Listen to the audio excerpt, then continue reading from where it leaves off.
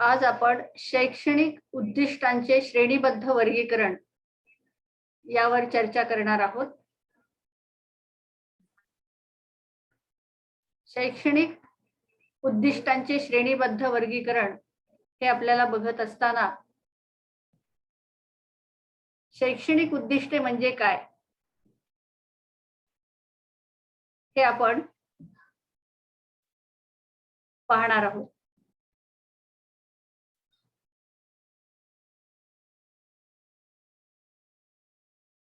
आपल्याला माहिती आहे की शिक्षण क्षेत्रामध्ये उद्दिष्टांना महत्व आहे. उद्दिष्टांशिवाय आपण अर्थपूर्ण अध्यापन करू शकत नाही. जसं नियोजनाशिवाय अध्यापन म्हणजे व्यर्थ बडबड असं म्हटलं जातं, त्याप्रमाणेच उद्दिष्टांनाही आपल्या अध्ययन अध्यापन प्रक्रियेमध्ये अनन्यसाधारण महत्व आहे. आणि म्हणून आपण आज शैक्षणिक उद्दिष्टांचे श्रेणीबद्ध वर्गीकरण म्हणजे नेमकं काय या संदर्भात चर्चा करूया. आपल्याला माहिती असेल की प्राण्यांची विकास क्षमता व त्यांची जात लक्षात घेऊन त्यांचे वर्गीकरण केले जाते. या वर्गीकरणामध्ये श्रेणीनुसार एक मालिका केली जाते आणि याला श्रेणीबद्ध वर्गीकरण, ज्याला इंग्रजीमध्ये टॅक्झॉनॉमी असं म्हणतात, श्रेणीबद्ध वर्गीकरण असं म्हटलं जातं. विद्यार्थ्यांचा व्यक्तिमत्व विकास करणे हे शिक्षणामध्ये महत्वाचं ध्येय मानलं जातं. मग हे ध्येय साध्य करण्यासाठीचे जे काही छोटे छोटे टप्पे असतात ते टप्पे म्हणजे उद्दिष्ट. यापूर्वीच्या व्याख्यानात आपण शैक्षणिक उद्दिष्टांच्या संदर्भात चर्चा ऐकलेलीच असणार आहे, समजून घेतलेला असणार आहे. एखादं उद्दिष्ट हे निरनिराळ्या स्तरावर साध्य होऊ शकेल. उद्दिष्टांचे निरनिराळे स्तर कशा पद्धतीने साध्य होतील हे आपल्याला या वर्गीकरणामुळे कळणार आहे. मग नेमकं या वर्गीकरणाच्या संदर्भात आपण थोडक्यात पार्श्वभूमी समजून घेऊयात की हे वर्गीकरण नेमकं कोणी मांडलं. हे वर्गीकरण ज्यांनी आपल्यापर्यंत पोहोचवलं आहे ते या शैक्षणिक उद्दिष्टांचे श्रेणीबद्ध वर्गीकरण मांडणारे जनक डॉक्टर बेंजामिन ब्लूम. तर आजच्या या व्याख्यानामध्ये आज आपण श्रेणीबद्ध वर्गीकरणाची संकल्पना, शैक्षणिक उद्दिष्टांची संकल्पना, शैक्षणिक उद्दिष्टांचं श्रेणीबद्ध वर्गीकरण म्हणजे काय ते बघूयात. आणि या शैक्षणिक उद्दिष्टांच्या श्रेणीबद्ध वर्गीकरणामध्ये उद्दिष्टांची 3 क्षेत्रे, 3 डोमेन, ज्यामध्ये बोधात्मक क्षेत्र, भावात्मक क्षेत्र आणि क्रियात्मक क्षेत्र, या 3 क्षेत्रांचा सविस्तर विचार करूयात. आपणा सर्वांना माहिती आहे की बालकाचा विकास हा 3 अंगांनी होत असतो आणि हा 3 अंगांनी होणारा विकास यालाच त्रिवर्गीय संरचना असे म्हणतात. मग ही त्रिवर्गीय संरचना डॉक्टर बेंजामिन ब्लूम यांनी आपल्याला दिलेली आहे. सर्व श्रेय डॉक्टर बेंजामिन ब्लूम यांना द्यावं लागेल आणि या श्रेणीचं नेमकं काय महत्व आहे हे आपल्याला समजून घ्यायचं आहे. डॉक्टर बेंजामिन ब्लूम हे मूळतः ज्यांनी हे कार्य केलेलं आहे ते शिकागो विद्यापीठामध्ये. त्यांनी शैक्षणिक उद्दिष्टांचं श्रेणीबद्ध वर्गीकरण या संदर्भामध्ये लेखन केलेलं आहे. सुरुवातीला बोधात्मक क्षेत्रातली उद्दिष्टे त्यांनी मांडली आणि त्यांच्या सहकार्यांच्या मदतीने त्यांनी पुढे भावात्मक उद्दिष्टे आणि क्रियात्मक उद्दिष्टांवर अभ्यास केला. आणि आज आपण या 3 क्षेत्रातील उद्दिष्टानुसार अध्ययन अध्यापन प्रक्रिया अधिक प्रभावी, उद्दिष्टाधिष्ठित, परिणामकारक करण्याच्या दृष्टीने प्रयत्न करत आहोत. 1956 मध्ये शैक्षणिक उद्दिष्टांचं श्रेणीबद्ध वर्गीकरण मांडणारे डॉक्टर बेंजामिन सॅम्युएल ब्लूम. अभ्यासक्रम ठरविणारे जे तज्ञ असतात ते तज्ञ वेगळेच अभ्यासक्रम निर्मिती करत असतात आणि त्या अभ्यासक्रमाची प्रत्यक्ष अंमलबजावणी करणारे जे शिक्षक आहेत शाळेतले ते पुन्हा वेगळेच. पुन्हा परीक्षा घेणारे परीक्षकही वेगळेच. मग आता हे जे काही 3 लोक आहेत, 3 तज्ञ आहेत, शिक्षक, अभ्यासक्रम निर्मिती करणारे आणि परीक्षा घेणारे परीक्षक, यांच्यामध्ये बऱ्याच वेळेला एक वाक्यता आढळून आली नाही आणि ही अडचण दूर करण्यासाठी डॉक्टर बेंजामिन ब्लूम यांनी शैक्षणिक उद्दिष्टांचं श्रेणीबद्ध वर्गीकरण केलं, त्याचं विकसन केलं. आणि म्हणून डॉक्टर बेंजामिन ब्लूम यांना शैक्षणिक उद्दिष्टांचं श्रेणीबद्ध मांडणारे जनक म्हणून म्हटलं जातं. कारण विद्यार्थ्यांच्या विकासाशी निगडीत अशा विविध संज्ञांची मालिका त्यांनी तयार केली, त्या संज्ञांचं वर्गीकरण केलं आणि ते वर्गीकरण आपल्यापर्यंत पोहोचवलेलं आहे, असे डॉक्टर बेंजामिन सॅम्युअल ब्लूम. शिक्षण प्रक्रिया ही विद्यार्थ्याशी संबंधित आहे, ज्याला आपण बालक म्हणतो. बालकाचा विकास जो आहे तो 3 अंगांनी होत असतो, हा विचार मांडणारे हे डॉक्टर बेंजामिन ब्लूम. मग ही 3 अंगे नेमकी कोणती? तर पहिलं अंग आहे बोधात्मक क्षेत्र किंवा त्याला कॉग्निटिव्ह डोमेन असं म्हटलं जातं. दुसरं क्षेत्र आहे भावात्मक क्षेत्र, अफेक्टिव्ह डोमेन. आणि तिसरं क्षेत्र आहे क्रियात्मक क्षेत्र, सायकोमोटर डोमेन. केवळ विद्यार्थ्याने परीक्षेमध्ये चांगले गुण मिळवणे आणि उत्तीर्ण होणे म्हणजे विद्यार्थ्याचा विकास नाही, तो एकांगी स्वरूपाचा होईल. म्हणून बेंजामिन ब्लूम यांनी 3 अंगांच्या विकासावर भर दिलेला आहे, 3 क्षेत्रांच्या संदर्भामधली उद्दिष्टे मांडलेली आहेत. डॉक्टर ब्लूम आणि त्यांचे सहकारी आहेत, त्यांनी बोधात्मक क्षेत्रात अंतर्भूत होणाऱ्या उद्दिष्टांची आधी मालिका तयार केली, त्या संबंधीची पुस्तिका 1956 मध्ये प्रथम प्रसिद्ध केली. डॉक्टर ब्लूम आणि त्यांचे सहकारी त्यांनी भावात्मक क्षेत्रात अंतर्भूत होणाऱ्या उद्दिष्टांची मालिका पुढे 1964 मध्ये प्रसिद्ध केली. आणि क्रियात्मक क्षेत्रामध्ये सुद्धा त्यांच्या सहकार्यांनी पुढे कार्य केलं. अशा पद्धतीने 3 क्षेत्रातली ही जी काही उद्दिष्टे आहेत ती अत्यंत महत्वाची आहे. बालकाचा सर्वांगीण विकास या 3 क्षेत्राशी संबंधित आहे. त्यामुळे आपल्याला बोधात्मक म्हणजे बौद्धिक विकासावरही भर देणं गरजेचं आहे. विद्यार्थ्याच्या भावनात्मक विकासावर, ज्याच्यामध्ये वृत्तींचा विकास, अभिरुचीचा विकास हा अपेक्षित आहे, त्याला रसग्रहण करता आलं पाहिजे, भावनांचं प्रगटीकरण करता आलं पाहिजे. या दृष्टीने भावात्मक विकासही महत्वाचा आहे. आणि तिसरा क्रियात्मक विकास, शरीरही सुदृढ झालं पाहिजे. शरीर आणि मन या दोन्हीची सुदृढता महत्वाची आहे आणि म्हणून त्याचा क्रियात्मक विकासही महत्वाचा आहे. या पद्धतीने कौशल्यांचा विकास, बौद्धिक विकास आणि भावनात्मक विकास या 3ही अंगांचा जर विकास होत असेल तर तो खऱ्या अर्थाने बालकाचा सर्वांगीण विकास होईल. नाहीतर ही जी काही संकल्पना आहे ती गुळगुळीत राहील, एकांगी होईल. मोठे मोठे शब्द आपण सर्वसामान्यपणे पर्सनॅलिटी डेव्हलपमेंट, पण पर्सनॅलिटी डेव्हलपमेंट म्हणजे नेमकं काय? तर या 3 अंगांचा विचार ज्यामध्ये होणार आहे तो आहे बालकाचा सर्वांगीण विकास, ज्याला आपण पर्सनॅलिटी डेव्हलपमेंट. ह्या 3 विकासाची जी काही अंगे आहेत त्याला त्रिवर्गीय संरचना असं ब्लूम म्हणतात. यामध्ये येणारे जी उद्दिष्टे आहेत त्याचा आपण विचार करणार आहोत. आता या ठिकाणी ही जी काही आकृती तुमच्या समोर मांडलेली आहे त्यामध्ये बोधात्मक स्तरावरची जी उद्दिष्टे आहेत ती दर्शविलेली आहेत. ज्ञान हे जे उद्दिष्ट आहे, त्याच्यानंतर पुढे हे ज्ञान हे सर्वात पहिलं खालच्या पातळीवरचं उद्दिष्ट. पुढे जसं जसं आपण वर, जशी शिडी आपण चढत, पायऱ्या एक एक चढत वर जातो, त्याप्रमाणे ज्ञान ह्या उद्दिष्ट नंतरच आपण पुढे जाणार आहोत आकलनाकडे. त्यामुळे हा क्रम लक्षात घ्यावा सर्वांनी. ज्ञानानंतर आकलन, आकलनानंतर उपयोजन, उपयोजनानंतर पृथक्करण करण्याची क्षमता, ज्याला विश्लेषण करण्याची क्षमता असं आपण म्हणतो, त्यानंतर संश्लेषण क्षमता आणि मग शेवटी येते ती मूल्यमापन क्षमता. त्यामुळे खालून वर जाणे अशा पद्धतीने ही उद्दिष्टे लक्षात घ्यायची आहे.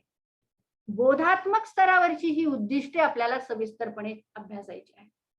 दुसरा जो भाग आहे तो भावात्मक क्षेत्रातील उद्दिष्ट. भावात्मक क्षेत्रामध्ये पहिल्यांदा येतं ते अवधान, खालून वर जाणे. यामध्ये सुद्धा अवधान, प्रतिसाद, मूल्य निर्णय, संघटन, मूल्य समूह अशा पद्धतीने ही 5 उद्दिष्टे भावात्मक क्षेत्रात. तिसरं आहे क्रियात्मक क्षेत्रातली उद्दिष्टे. अनुकरण, क्रिया कौशल्य, अचूकता, संधीकरण आणि स्वाभाविकीकरण. या तीनही दिशांनी जो होणारा विकास आहे बालकाचा त्याला डॉक्टर बेंजामिन ब्लूम त्रिवर्गीय संरचना म्हणतात आणि यालाच आपण बालकाचा सर्वांगीण विकास म्हणून म्हणणार आहोत. जर 3 अंगांनी विकास होत असेल, बोधात्मक, भावात्मक आणि क्रियात्मक, तरच तो बालकाचा सर्वांगीण विकास असणार आहे. आता पुढे जाऊयात आपण. बोधात्मक क्षेत्रातली जी उद्दिष्टे आहेत, जशी ही या ठिकाणी जो एरो दाखवला आहे तो वरून खाली, म्हणजेच या ठिकाणी पहिल्यांदा ज्ञान हा स्तर आहे. ज्ञान म्हणजे माहिती, केवळ विद्यार्थ्यांना माहिती देणे, इन्फॉर्मेशन. एखादा धडा वाचला, त्या धड्यावरची उत्तरे लिहिणे, एखाद्या शब्दाचा अर्थ सांगणे, केवळ आठवणे आणि ओळखणे या मानसिक प्रक्रियेवर आधारित हा जो स्तर आहे त्याला ज्ञान असं म्हटलेलं आहे. ज्ञान म्हणजे सर्वात खालचा स्तर. एखादा नियम, एखादी संज्ञा, एखादं सूत्र, तत्व, कठीण शब्दांचा अर्थ सांगता येणे, एवढ्या पुरतच ज्ञान हे उद्दिष्ट आहे. कॉग्निटिव्ह डोमेन किंवा ज्याला बोधात्मक क्षेत्रातली उद्दिष्टे म्हणतो, त्यामधला सर्वात खालचा जर स्तर कोणता असेल, कोणतं उद्दिष्ट असेल तर ते ज्ञान हे उद्दिष्ट आहे. एखादा कथानक आहे, त्या कथानकामधले पात्रांची नावं सांगता येणे हे ज्ञान आहे. विद्यार्थ्यांना फुलाचे भाग ओळखता येणे हे केवळ ज्ञान आहे. ज्ञानामध्ये केवळ माहिती सांगणे अभिप्रेत आहे. ज्ञानामध्ये केवळ आठवणे ही मानसिक प्रक्रिया आहे. ज्ञानामध्ये केवळ ओळखणे ही प्रक्रिया. भारताची राजधानी कोणती? विद्यार्थी आठवून उत्तर देतील. म्हणजे या ठिकाणी ज्ञान या स्तरावर विद्यार्थी केवळ माहिती घेतो, माहिती सांगण्यापर्यंत मर्यादित आहे. पण जसं जसं आपण पुढे जातो, आकलन, आता या पुढची जी काही उद्दिष्टे सांगितलेली आहेत त्यामध्ये या उद्दिष्टांना डॉक्टर बेंजामिन ब्लूम बौद्धिक क्षमता व कौशल्ये असं म्हणतात. इंटेलेक्च्युअल ॲबिलिटीज अँड स्किल्स असं म्हटलेलं आहे. वरचा स्तर, ज्ञानाच्या वरचा स्तर हा आकलन आहे. आकलन म्हणजे नेमकं काय? तर आकलन म्हणजे समजणे.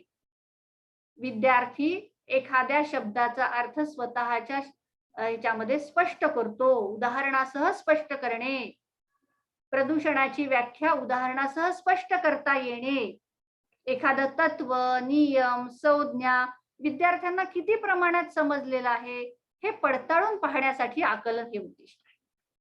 नुसतं माहिती देणे, डोक्यामध्ये माहिती कोंबणे हे शिक्षणाचं उद्दिष्ट नाहीये. त्याला आपल्याला पुढच्या स्तरापर्यंत न्यायचं आहे. ज्ञानानंतर आकलन स्तर गाठायचा आहे. म्हणजेच विद्यार्थी एखादी संकल्पना, एखादी संज्ञा, एखादी व्याख्या, एखादा संबोध, नियम, तत्व स्वतःच्या शब्दात स्पष्ट करतो, उदाहरणाच्या साहाय्याने स्पष्ट करतो, म्हणजे आकलन. तिसरा स्तर येतो बोधात्मक क्षेत्रातील उद्दिष्टाचा, तो म्हणजे उपयोजन. उपयोजनाला इंग्रजीमध्ये आपण ऍप्लिकेशन म्हणतो. एखादी बाब, एखादी गोष्ट शिकल्यानंतर त्याचा उपयोग करता आला पाहिजे. तो उपयोग अपरिचित ठिकाणी करता येणे, तो उपयोग तत्सम परिस्थितीमध्ये करता येणे, नवीन परिस्थितीमध्ये करता येणे म्हणजे उपयोजन. तत्व समजून घेतलेलं आहे, विज्ञानामधला एखादा नियम समजून घेतलेला आहे, प्रमेय समजून घेतलेला आहे, त्या प्रमेयावर आधारित उदाहरण सोडविता येणे म्हणजे उपयोजन. विद्यार्थ्याला कवितेमधली मध्यवर्ती कल्पना सांगता येते आहे, परंतु त्यापेक्षाही पुढे त्याला वाक्प्रचारांचा वाक्यात उपयोग करता येतोय. त्यासोबतच त्याला वाक्यात उपयोग करत असताना तो स्वतःचा विचार त्यामध्ये घेतोय, त्याच्या अनुभवाच्या आधारे तो सांगत आहे. म्हणजे या ठिकाणी शिकलेल्या ज्ञानाचा उपयोग नवीन परिस्थितीत करता येईल. विद्यार्थ्यांना रेषीय जोडीतील कोणांच्या मापाची बेरीज 180 अंश असते हा नियम समजलेला आहे. हा कोणाचा गुणधर्म त्याला माहिती झालेला आहे, ज्ञान झालंय, त्याला तो स्पष्टही करता येतोय म्हणजे आकलन झालेलं आहे. आता त्याला त्यावर आधारित उदाहरणे सोडवता येईल, त्याला उपयोजन करता, नियमाचा उपयोग करता येईल म्हणजेच नवीन उदाहरणं सोडवता येणे, याला आपण उपयोजन म्हणूया. आता पृथक्करण म्हणजे काय? पृथक्करण म्हणजे तुकडे करणे, पृथक पृथक भाग करणे, त्याला विश्लेषण असंही म्हणतात. भाग करता येणे, पृथक्करण म्हणजे तुकडे करता येणे. आणि मग उदाहरणार्थ विद्यार्थ्यांना विविध मुद्दे दिलेले आहेत, त्या मुद्द्यांवरून मग आता संश्लेषण प्रक्रिया आहे. बहिवाल स्क्रीन शेअर करू नका. दिलेल्या मुद्द्यावरून त्याला गोष्ट लिहिता येणे, त्याला गोष्ट मांडता येणे, निबंध लिहिता येणे, त्याला कविता तयार करता येणे, कविता रचता येणे, हे झालं संश्लेषण. म्हणजे तुटक तुटक भाग एकत्रित करणे म्हणजे संश्लेषण. आता याचा सर्वात उच्च स्तर जर कोणता असेल तर तो आहे मूल्यमापन.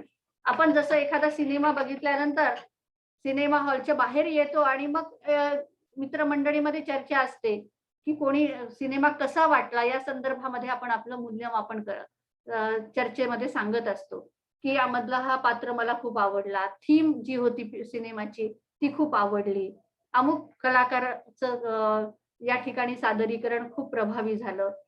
म्हणजेच विद्यार्थी ज्या वेळेला शिक्षण प्रक्रियेमध्ये सुद्धा एखाद्या बाबी संबंधी, एखाद्या घटनेसंबंधी आपलं मत स्पष्ट करतो, त्यावर आपलं भाष्य करतो, त्या संदर्भामधलं परीक्षण करतो, चिकित्सक परीक्षण करतो आणि मग आपलं मत मांडतो, हे करण्याची जी पातळी असते त्याला आपण मूल्यमापन म्हणतो. मूल्यमापनापर्यंत येण्यासाठी आपल्याला ज्ञान आकलन उपयोजन पृथक्करण संश्लेषण इथपर्यंत यावं लागेल, तरच विद्यार्थ्याला ती गोष्ट मांडता येईल, त्याचं मत मांडता येईल. आणि म्हणून बोधात्मक क्षेत्रातील उद्दिष्टे ही अत्यंत महत्वाची आहेत.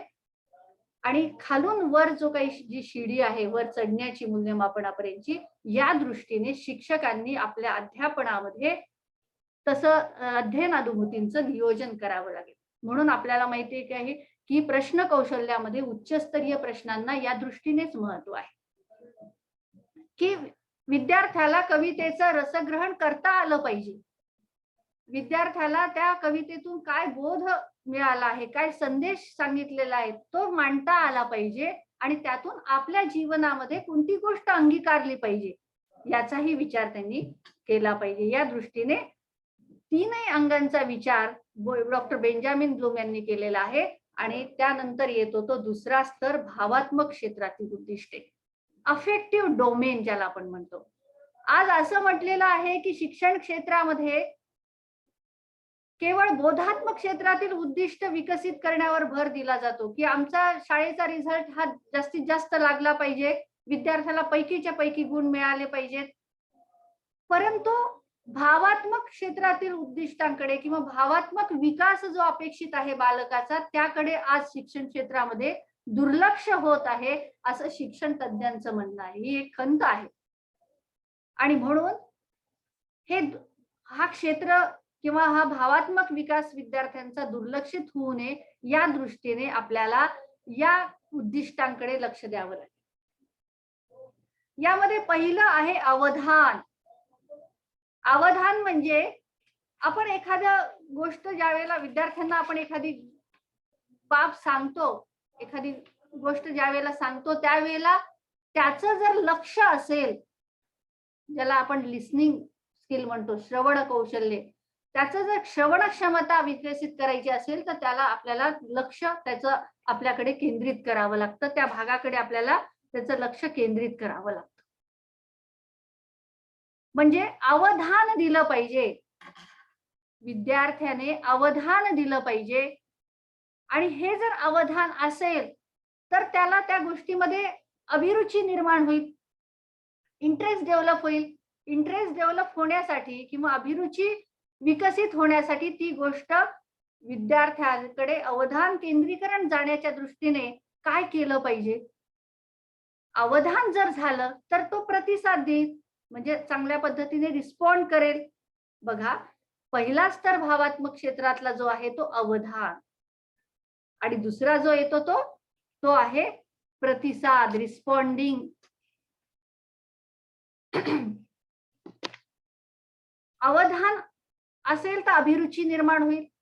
मॅकडुगल असं म्हणतात की सुप्त अवधान म्हणजेच अभिरुची. एखादी गोष्ट त्याच्या मनःपटलावर कोरली गेली, त्याचं त्या दृष्टीने अवधान केंद्रीकरण जर उत्कृष्ट झालं, तर ती गोष्ट त्याला आवडायला लागते आणि मग ती गोष्ट करण्यासाठी तो उत्सुक होतो. म्हणून भावात्मक क्षेत्रामधला पहिला स्तर जर कोणता असेल, तर तो अवधान आहे. आणि मग अवधानानंतर तो त्या विशिष्ट गोष्टीला प्रतिसाद देतो. प्रतिसाद दिल्यानंतर मग खऱ्या अर्थाने मूल्यनिर्णय म्हणजे मूल्यांचा स्वीकार करणे, की मला आता ही गोष्ट आवडायला लागलेली आहे. मला या विषयामध्ये प्रावीण्य मिळवता येणार आहे आणि म्हणून त्याच विषयाला मी प्राधान्य. संगीतामध्ये मला आवड निर्माण होते, मी संगीत विषयाला प्राधान्य देत आहे. मग संगीतातल्याच बाबी मला जास्तीत जास्त कराव्या वाटतात. संगीत विषयाच्या संदर्भामध्ये मला सराव करावासा वाटतो. व्हॅल्यूइंग मूल्यनिर्णय म्हणजे मूल्याचा स्वीकार करणे. ज्या विषयामध्ये प्रावीण्य मिळवायचे आहे त्याला प्राधान्य देणे. म्हणजे या ठिकाणी व्यक्तीच्या वर्तनामध्ये किंवा बालकाच्या वर्तनाची एक दिशा निश्चित होते मूल्यनिर्णयामध्ये आणि त्यामध्ये त्याची सुसंगती आढळून येते. एक प्रकारे त्याला एक दिशा निश्चित होते की मला हे करायचं, यामध्ये मला प्रावीण्य मिळवायचं आहे. हे जजमेंट, ही व्हॅल्युएशन तो करू शकतो. याला म्हणायचं मूल्यनिर्णय. त्यानंतर येतं ते संघटन, मूल्य संघटन ज्याला आपण म्हणतो, ऑर्गनायझेशन, की आता तुटक मूल्यांचा विकास नाही अपेक्षित, त्याची योग्य प्रकारे गुंफण झाली पाहिजे. जर मूल्यांची योग्य प्रकारे गुंफण झाली नाही तर मग संघर्ष निर्माण होतील. हे करू का ते करू, काय करू, नेमकं दिसतंय तर भरपूर गोष्टी, पण नेमकं काय करू. आपल्याला संघर्ष निर्माण करायचे नाहीत. मूल्यामध्ये संघर्ष निर्माण होऊ नये या दृष्टीने त्याला त्याच्यामध्ये संघटन हे उद्दिष्ट साध्य होण्यासाठी आपल्याला प्रयत्न करावा लागेल. संघटन करणे म्हणजे मूल्यांची गुंफण करणे आणि त्यातून वृत्ती बनविणे. मूल्यांची एकत्रीकरण करून ज्या वृत्ती बनतात, ऍटिट्यूड डेव्हलप होणे, हे फार महत्वाचं आहे. उदाहरणार्थ शिक्षकी पेशाकडे बघण्याचा दृष्टिकोन विकसित झालेला व्यक्ती कसा वागेल, की तो त्याचं एक तत्व ठरवेल की मला शिक्षकी पेशामध्ये काम करत असताना वेगवेगळ्या गोष्टींची माझ्या ठिकाणी प्रामाणिकपणा, कष्ट, सहकार्य वृत्ती, अभ्यासू वृत्ती, तो पेशा मी स्वीकारला आहे तर मी प्रामाणिकपणे या गोष्टी करण्यासाठी प्रयत्न करेल. माझ्यामध्ये चिकाटी असली पाहिजे, जिद्द असली पाहिजे, अभ्यासू वृत्ती असली पाहिजे, सकारात्मक दृष्टिकोन असला पाहिजे.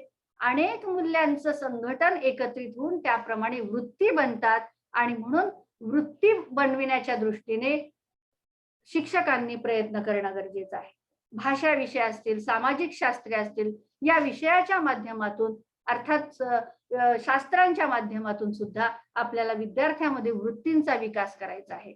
गणितीय दृष्टिकोन विकसित करणे, वैज्ञानिक दृष्टिकोन विकसित करणे, भाषिक संपत्ती विद्यार्थ्यांची वाढविणे आणि त्यानंतर त्याविषयीचा त्यातून मूल्य त्यांच्यामध्ये विकसित करणे. मूल्यांचा विकास महत्वाचा आहे. आणि शेवटचं जे आहे ते आहे मूल्य समूह, ज्याला आपण व्हॅल्यू कॉम्प्लेक्स म्हणतो. मूल्यांचा समूह म्हणजे व्यक्तीचं वर्तन नियंत्रित करणे, की आता एक प्रकारे पर्सनॅलिटी डेव्हलपमेंट होते. म्हणजे मूल्यांचा समूह म्हणजे भावनेच्या आहारी न जाता निर्णय घेता येईल. अपयश आलं तर खचून जायचं नाही. त्यातून मार्ग कसा काढता येईल. संकट अनेक येत आहेत, त्या संकटांना सामोरं कसं जायचंय या दृष्टीने निर्णय घेता येणे म्हणजे मूल्य समूह. व्यक्तिमत्वाचा जो काही विकास आहे तो या पद्धतीने भावात्मक क्षेत्रातील उद्दिष्टांचा विचार करून आपल्याला मूल्य समूहापर्यंत यावं लागेल. कारण विद्यार्थ्यामध्ये मूल्यांचा विकास करणे, विद्यार्थ्यामध्ये श्रद्धा विकसित करणे, दृष्टिकोन विकसित करणे हे गरजेचं आहे. आणि म्हणून भावात्मक क्षेत्रातील ही उद्दिष्टे सुद्धा तितकीच महत्वाची आहेत. आता बघा, या ठिकाणी एक चित्र दाखवलेलं आहे की एखाद्या संस्थेचं ब्रीद वाक्य आहे, आराम हराम है.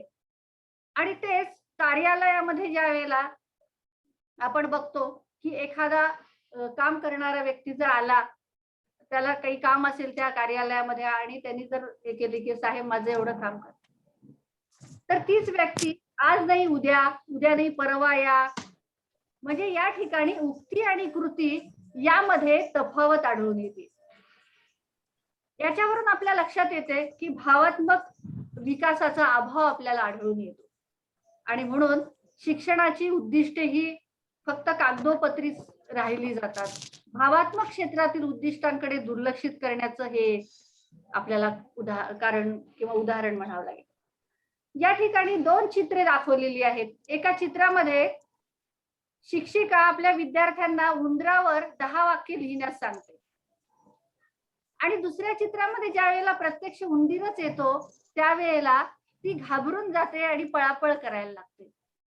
याचाच अर्थ असा आहे की या ठिकाणी आपण सांगतोय नुसतं माहितीचा ढीग डोक्यामध्ये विद्यार्थ्यांना कोंबणे, माहिती विद्यार्थ्यांपर्यंत पोहोचवणे आणि प्रत्यक्षात भावनात्मक दृष्टिकोनातून त्या विकासाकडे दुर्लक्ष दिसून येतो आणि म्हणून जसं बोलतो तसं वागलं जात नाही.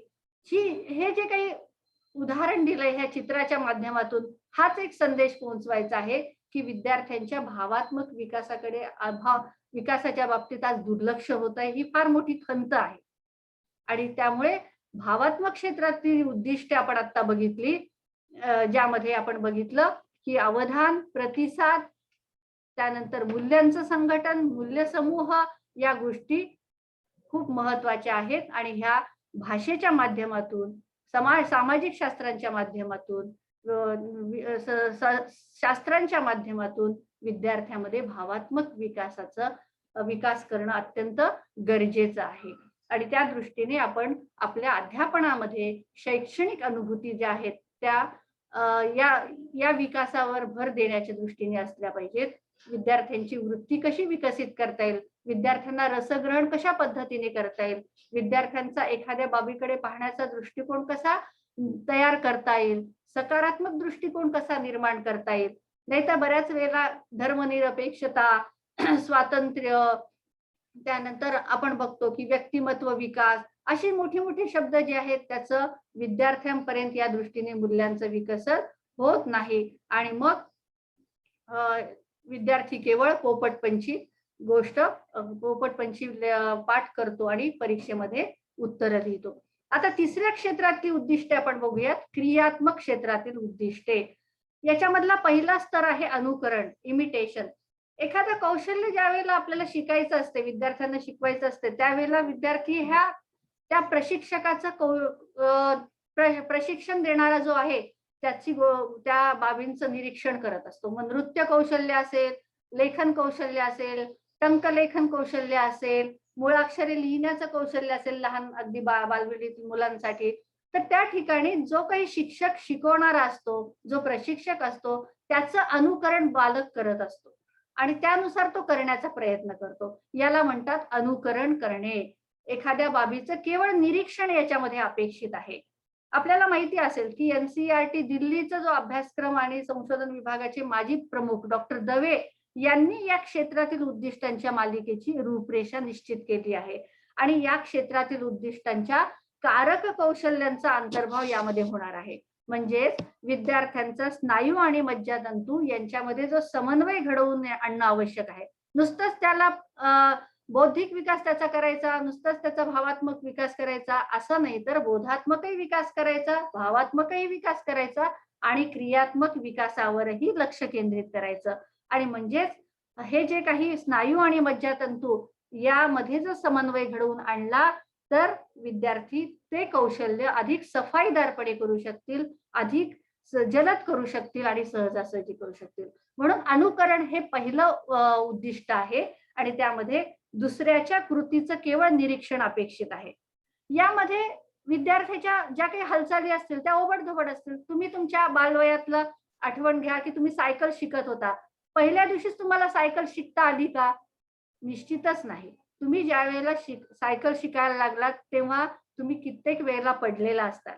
तुमच्या ज्या काही हालचाली होत्या त्या सुद्धा अत्यंत ओबडधोबड होत्या. नुसतं तुम्ही हातात धरणे, हातात पायडल बघणे, पायडलवर मग तुम्ही सायकलिंग करण्याचा प्रयत्न करत होता. त्याच वेळेस समोर एखादी जर वाहन येत असेल तर तुम्ही गडबडून जात होता.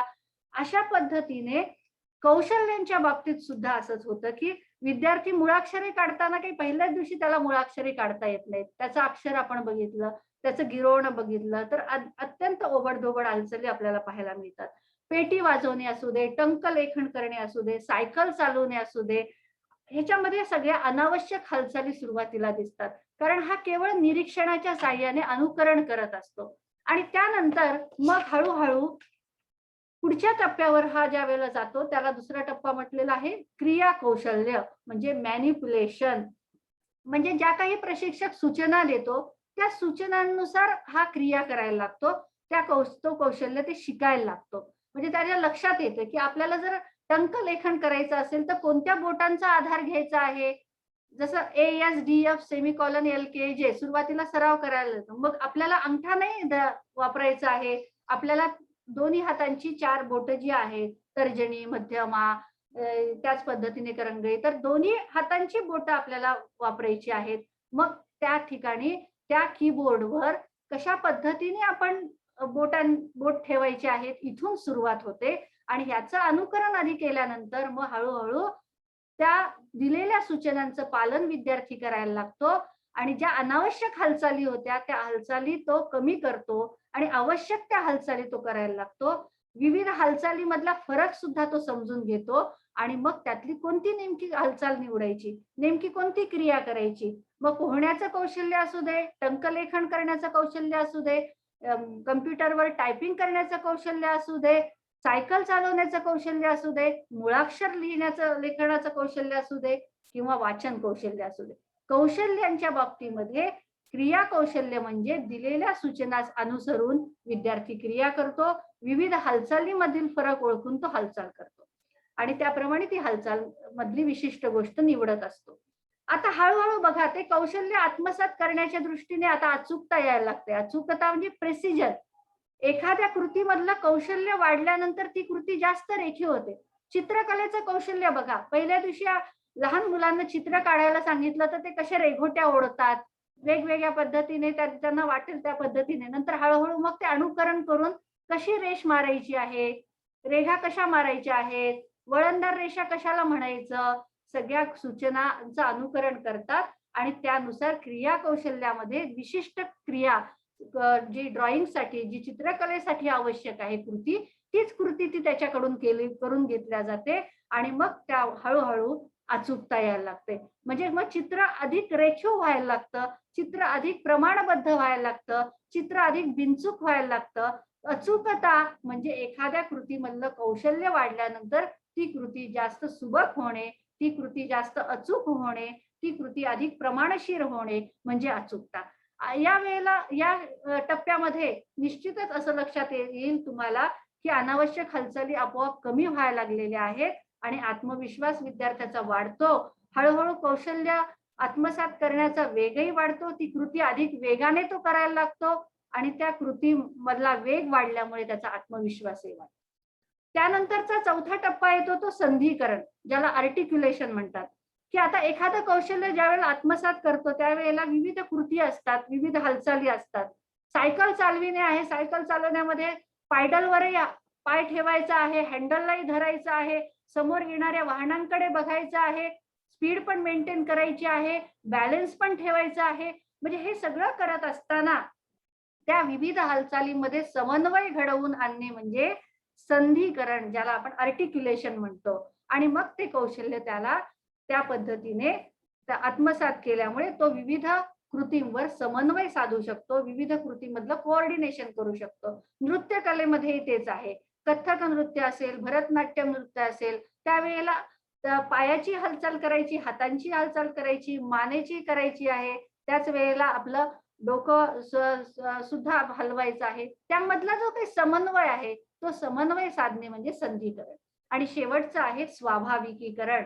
आता एकदा जर कौशल्य अंगवळणी पडलं की मग काय, एकदा सायकल शिकायला आली, आता एकदम परफेक्ट सायकल शिकता आलेली आहे, मग मस्तपैकी हात सोडून सायकल चालवाविषयी वाटणं हे आपण वयात आलेल्या मुलांच्या बाबतीत बघतो की फास्ट सायकल चालवाविषयी वाटते, हात सोडून हँडलला हात न लावता सायकल चालवावी वाटते, कट मारावंसं वाटतं, सहजपणे अंगवळणी पडलंय.